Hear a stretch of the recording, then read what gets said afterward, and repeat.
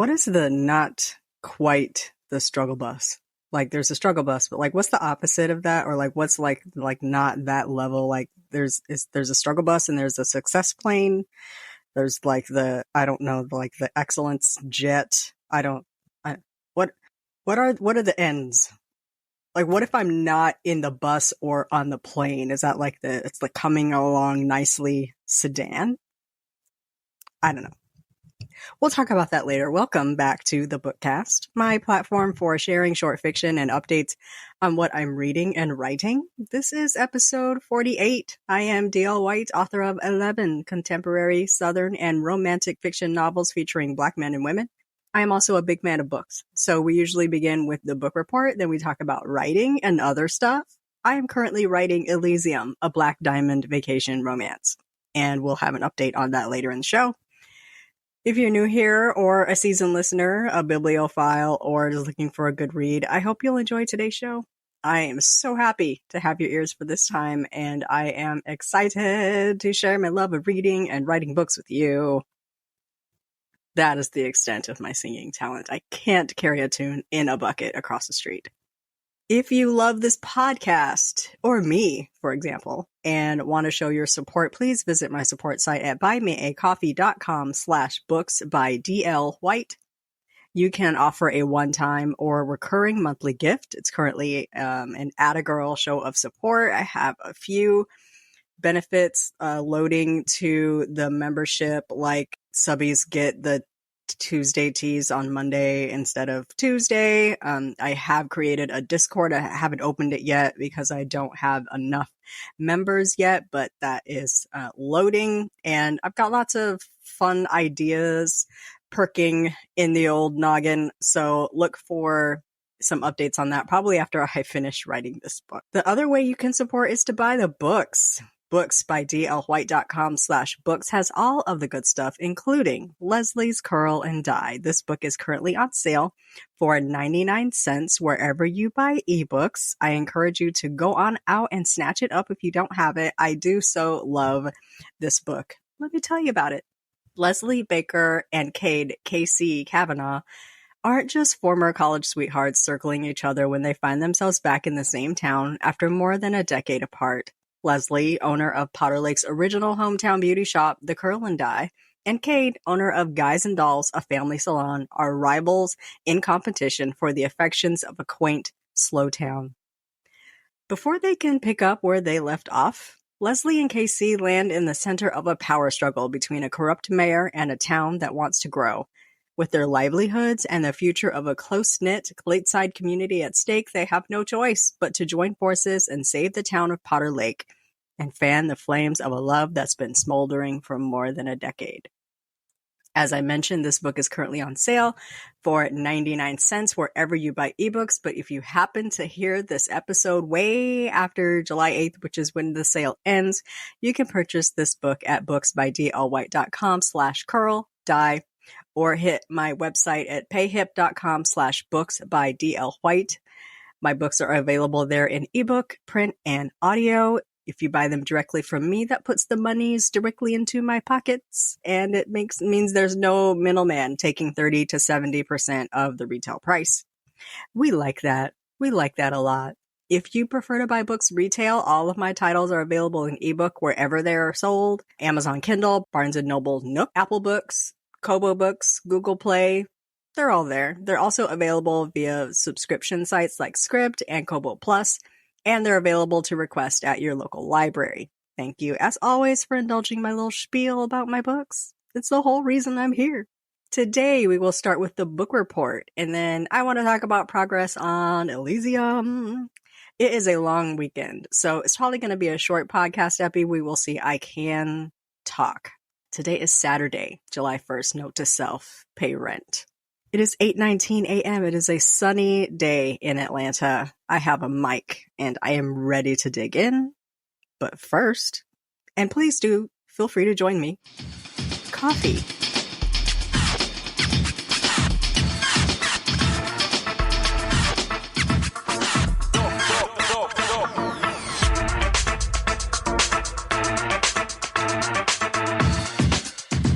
All right now. I made it strong today. Why is it so spicy? I drink Bustelo coffee sometimes. I also drink Costa coffee sometimes. If you know where I work, you know why I drink Costa coffee. But I am not a coffee snob. Like, I'll drink Folgers in a hot second. It don't matter. It don't matter to me. As long as it tastes good and there is cream and sugar to go into it, I am good to go. But it's a little strong today. It's a little strong today. I didn't put as much cream in it, and I made the coffee real strong. I can see colors. We begin, as always, with the book report because I am a book head. I have read 93 books of my challenge to read 150 books this year. I'm 19 books ahead on my Goodreads challenge, which is a far cry better than the 42 I was ahead last week before I increased my challenge goal, because obviously I read a lot. I just don't even know why I try myself. I just be lying to myself every year. I think when I set my goal, I always set the goal on January 1st, and I am just so tired from the previous year's reading that I'm like, oh, I'm only doing 100 this year. And then like I get to like May and I've read like 57 books because books are good. I just love books. This week I read 4 books. Let's talk about them. I read Mules and Men by Zora Neale Hurston. I listened to this on audio. Actually, it was read by Ruby D. It was so fabulously read by Ruby D. We had our discussion last night on the Black Reader Experience on Instagram on this book. So I read the book so I could have some idea of what was going on. I find Hurston difficult. What I typically do is I go get the Spark Notes and I read that first. So like I know what I'm looking for and what the text is talking about. Then I'm a little bit more informed. I didn't do that this time. I don't know why. I should have, but I didn't. So I listened to it and I was like, I do not know what is happening here, but I'm going to listen in on the conversation. So I did, and I was enlightened. It was a very good conversation. We had a delightful time. We're online for like 2.5 hours, which is, I think, kind of normal for our Instagram book discussions, but we had a good time. I do so love those. So thank you to the hosts of the Black Reader Experience for making us read a book so we could talk about it. I don't know what the next book is. They have not announced it yet. So I also read Sisterhood Heals, The Transformative Power of Healing in Community by Dr. Joy Harden Bradford. She is the host of Therapy for Black Girls, which is a almost never miss podcast for me. This book was so good. And I am not just saying that. It was so good. It was like down to earth. It wasn't in like therapy speak. And like at the end of each chapter, there were like questions to consider and like things to ponder to sort of place yourself in that situation. Like, how do you feel about this? So how do you feel about your friends when they do this, when they say this? How can you, if you feel like this is an issue, how can you combat that? I feel like there should be a workbook that comes with this book. And I also feel like this would be a great book for like book clubs and sisterhood clubs to like really dig into. It's very well done. Congratulations, Dr. Bradford. I also read Murder is a Piece of Cake by Valerie Burns. I listened to this on audio. I am very glad I waited for audio for this because it's just a different experience when I'm hearing it. I can also, like, my hands are busy. And so for me, it really helps me like hone in on the words, because my mind's not wandering because it's occupied by sounds in my ears. I did like this one. I liked the first book better. Yes, I did. The follow-up is also always kind of difficult because the first one just really has to come out of the gate screaming. The first book in this series was gangbusters. Really enjoyed it. The second book seemed a little less full. It wasn't as strong. It just seemed like, I mean, it was a 5-hour audiobook, so it was a cozy. So I suppose that's standard. It just didn't seem as full as the first book, which is understandable. It is a follow-up. Don't know if I'm going to pick up book 3 in the series, but this was an okay read. I also finally finished The Edge of Dawn by Miss Beverly Jenkins. I am finally done protesting that the next book was not a historical. I think the book after this is also contemporary, so I just need to get my stuff together and just be ready to read it. I think the next book is Black Lace in my Beverly Jenkins reread. Moving on to reading and keeping on the topic of Beverly Jenkins, it is Jenkins July. In July, we read Miss Beverly Jenkins. This year, the Bev Jenkins fan group on Facebook is reading Topaz, Always and Forever, A Chance at Love, and The Taming of Jessie Rose. I have reread all of those recently, so I'm going to participate in discussions and celebrations, but I'm not rereading them a third time because I have other Bev Jenkins books that I'm reading. Up next in my readathon is Black Lace, and then after that is Something Like Love. I feel like Something Like Love is historical, so yay! I'm very excited to dip on back to the historicals, but I'm almost sure Black Lace is contemporary. I haven't looked. I just looked at the title. I am also going to be reading Queen of Exiles, which is a buddy read with my good friend Audra from Between the Reads. That book is out July 11th, and I have a couple of other books that are going to publish July 11th, but I'm going to hold off on starting them because I want to focus on my Bev Jenkins and my Vanessa Riley. Queen of Exiles is by Vanessa Riley.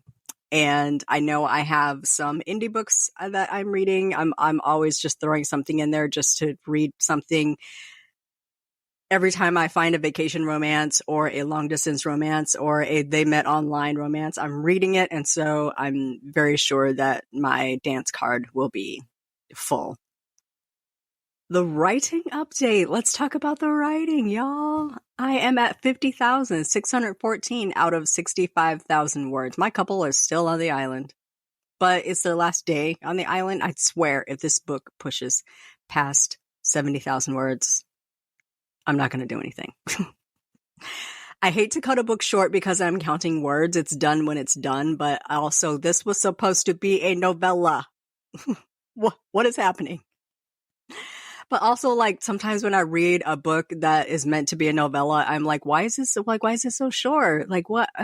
Why is everything so truncated? Why is everything happening so fast? The passage of time, the time is just speeding past. The pacing is not my friend here. What? So I don't want the book to go slow. I don't want to leave out things I think are important, but I can ramble. And so I'm going to finish it and probably cut some back. There's one scene in particular that I may cut out. And every time I ask my beta, should I cut this? She's like, no, leave it. So I just do what the betas tell me. So struggles and triumphs in this book. I'm getting a little overwhelmed. I'm a little overwhelmed. I'm at the last act of the book, basically rolling into the last act of the book. There need to be a grand gesture, and I'm working on it. It's working up to it. I've actually just introduced the grand gesture, and that's the moment where the character is like, look, man, I seriously love you and let me prove it. And there's just a big, huge thing that happens. And they're like, you love me. You really love me. So a grand gesture has been introduced. Athena, of course, it's Vance doing the grand gesture because he's basically the impetus in pushing this relationship. And Athena's like, boy, what the F are you talking about? You have lost your mind. You must be outside your mind, as they say in Remember the Titans. I love Denzel. So I'm at the last third of the book. I'm rounding the bend.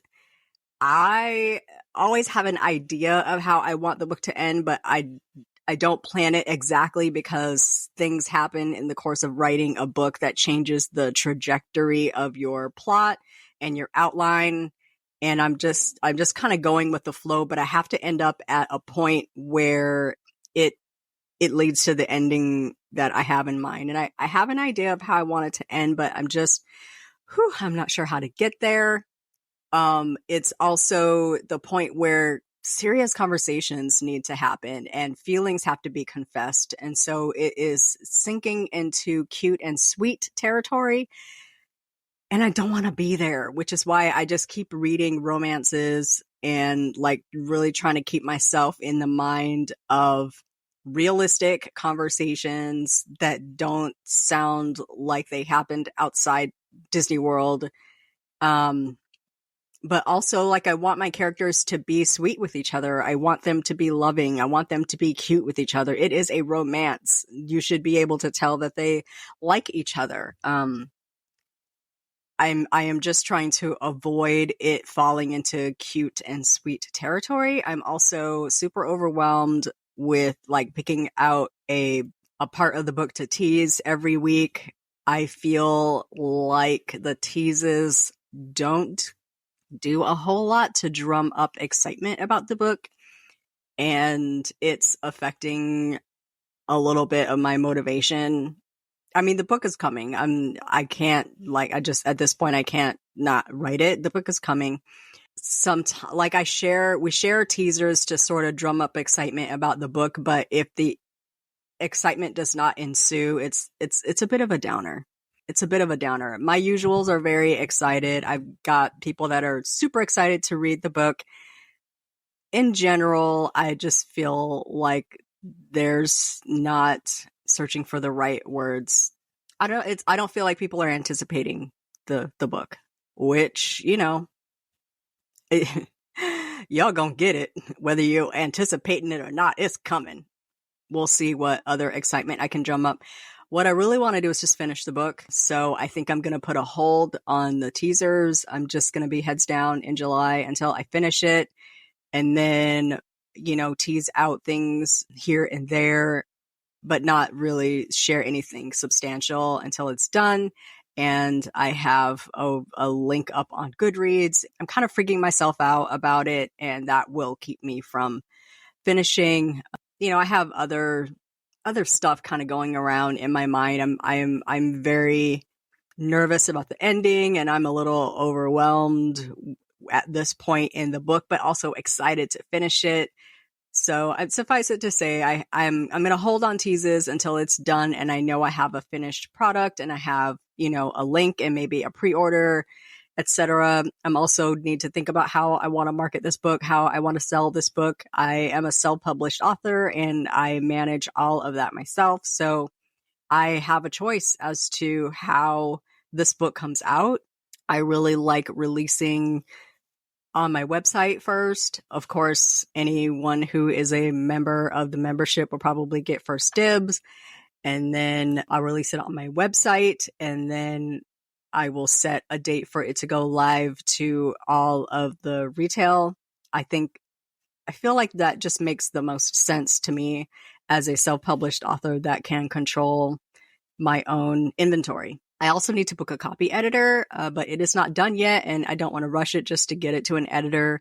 So I don't even want to reach out to someone to book in case the deadline blows right by me.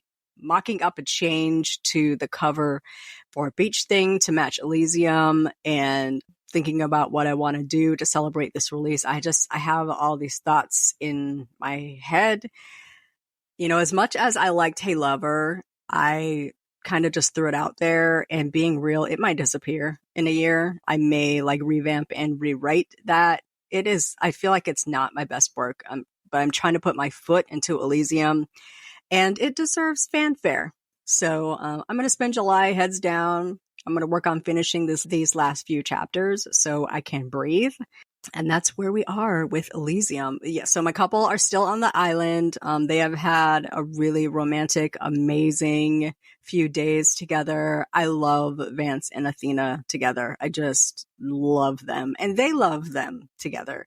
So it's been fun writing decadent island things and not being worried about who's paying for that and who can afford that. Because I've been listening to the girls when they say, when that man wants to spoil you, you let him spoil you. I have been listening. I've been listening to the girls. And the girls say, stop fighting that man. So Athena got to stop fighting. That's where I am with Elysium. I have a long weekend. I took Friday and Monday off, and the building is closed on Tuesday. So I've got a long weekend to get lots of writing done. I do plan to do lots of writing, and we are Like I said, in the last third of the book, I need to get my couple back off the island and back to real life, but then they kind of miss like the togetherness of the island, and it could always be like this, and that kind of thing. So I am actually really excited to write, the last third and kind of put a bow on this story and bring my couple back together.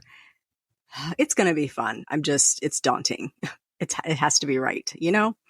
I want it to be right, but it doesn't have to be right the first time out the gate. So I could put words on paper and then fix them later, because that's what editing is for. We like editing.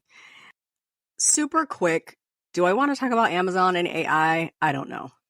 Earlier this week, there was a series of articles and subsequent tweets about a bunch of AI books that hit Amazon Kindle, and people were just running around screaming and wailing and gnashing their teeth, and this is why we are ruined, and the real authors, and blah, blah, etc. I'm kind of meh about it right now, because what happened was people reported it to Amazon, and Amazon took all those books down.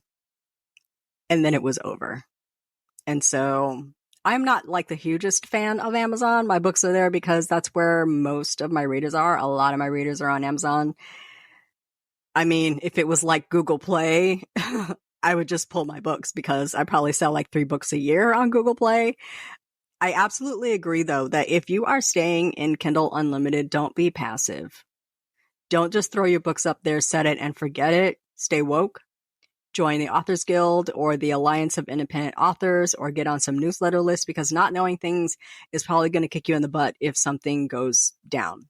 There's this huge fear that Kindle Unlimited is going away. I don't know. I don't think that is a founded fear. I think they've been saying that for many years, that it's going away. I do think that Kindle Unlimited is going to get to a point where it's not feasible for a lot of authors to stay. And I'm not sure that Amazon really cares whether authors stay or not. They provide a service and a program. You can be in it or not. If you're in Kindle Unlimited and you want to get out, you just email them, say, hey, can you let me out of this? And they're like, sure. Most of the time they let you out. Nobody's forced to be in Kindle Unlimited. Nobody is forced to stay. They will let you out if you want to be out. They're not holding anybody to it. I do feel like we get 20 books a month as a Kindle Unlimited subscriber. It's now $11.99. I still feel like that's a hell of a deal, especially if you're a romance or a fantasy reader. And these days, even if you're a mystery crime thriller reader, like Kendra Elliott and Melinda Lee put out a book like every 12 minutes. So, I mean, if you're reading books like gangbusters, $11.99 to have 20 books out at a time, and then when you finish it, you return it and you can like download a whole new book. It's still a heck of a deal. I really wish they included audio in that, but you only get audio if they are signed to an Amazon imprint. So like, I can't remember what the Amazon imprint is, but I listen to a lot of my crime fiction thrillers. You can read and listen for free because I am a member of Kindle Unlimited, and because that author is signed to an Amazon imprint, like Robert Dugoni. I listen to most of those on Scribd, but his ebooks are in Kindle Unlimited, and there is audio on Audible, so they kind of bundle it together and throw in the audio. I'm all about it, man. I'm all about it. So from a consumer side, it's a darn good deal, which tells me it's probably not going anywhere. I feel like on the author side, they are just going to keep lowering the per page payout until people just feel like it's not worth their time and drop out. But new authors will sign up because it's great for discoverability. So if you are looking at some new authors and they have books in Kindle Unlimited, it's kind of risk-free. If you're a subscriber, snatch up the book, read it, decide if you like them or not, and then read their entire catalog. If you don't like it, then you just, return the book to the library, not return the book. Like if you buy it, like pay cash money and decide you don't like it, don't return it, because that's theft. But if you borrow a book through Kindle Unlimited, it's designed to be read and returned. So I do feel like they are priming authors for a return to low payouts, a low per page payout. I think it's 0.0047 cents per page. Right now, it's not the lowest it's ever been. It has been 0.38 per page before, and then it increased, and now it's decreased. Stay woke, like, pay attention. There's so much that's going on that Black readers in particular don't see because it's not Black. And if it's not directed right at them, they don't see it, and then they get upset. Yes, I'm talking about Stuff Your Kindles. That program's been going since 2014. It's been 4 times a year since 2014. We see it come through every year, and it got very popular this year. And there are some Black readers and Black authors that were upset that they weren't invited to participate. Nobody was invited to participate. You just sign up. So if you are going through life expecting people to cater to you and want you to participate in things because there just aren't enough Black authors in here, like, it don't work that way. If you want to be a part of that, go to the website. I can't remember the URL. I'll put it in the show notes. Go to the website and sign up, and then you will know, and spread the word and encourage your friends to participate. But that's not a new deal. It's not an Amazon Kindle thing. It's one person that has been arranging it since 2014, and it just happened to explode this year. It's like, it's not anything against anyone. Nobody was gatekeeping. Nobody was trying to keep y'all out. But if it has nothing to do with Black readers, some of us Black readers don't pay attention. So pay attention. But also, like, Stuff Your Kindle wasn't a thing that Black people were really participating in because the books were overwhelmingly white romance. There are some Black authors in there. A lot of them are writing interracial. It just, the selection of books wasn't something that was, I'm going to say, appealing to readers who read heavy Black on Black love. So people weren't really participating. And also, if you're not in Kindle Unlimited, it's hard to set your books for free. It's a total pain in the butt. And so I think a lot of people were kind of bypassing it because it's a pain to make your books free on Kindle. But it has also expanded to Kobo, Google Play, Barnes & Noble. It should be really Stuff Your e-reader day. So anyway, that's my rant about that. I'm going to try to keep this episode to 30 minutes, and we are coming up on, I hate when podcasts do the time clock thing. I hate when podcasts watch the clock. It's as long as it's going to be. We're done when we're done. I can talk for 30 minutes or 42 minutes or 27 minutes. You know what I'm saying? But anyway, I don't want to ramble on endlessly. And so let's bring it on home. That brings us to the end of today's episode. Thank you for joining me for another episode of the Bookcast. I will be back next week with a reading update and a writing update. Y'all cross your fingers. Cross your fingers, because these people got to get off this island.